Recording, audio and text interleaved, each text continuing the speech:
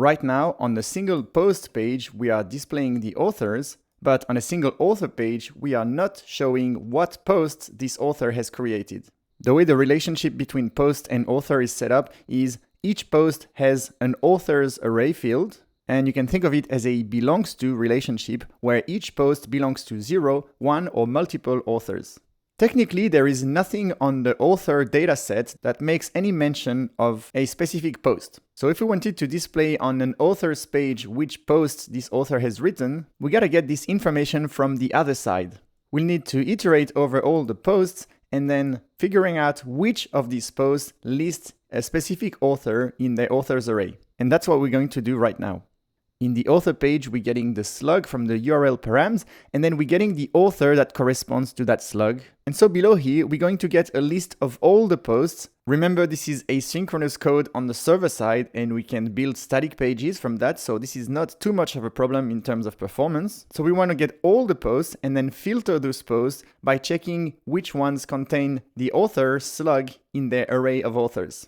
So let's get all the posts. Const all posts equals await reader dot collections dot post dot all, and then we want to filter out the post written by the current author. So let's do const author posts equals, and here we will filter our array of all posts, but instead of the check here, I will keep the entries where post dot entry dot authors includes our slug. And remember here, slug comes from the URL params, which is the author slug. So if we've done this right, the author posts should be an array of posts which have been related to the current author. And let's verify this. So I'll scoot down after our showcase.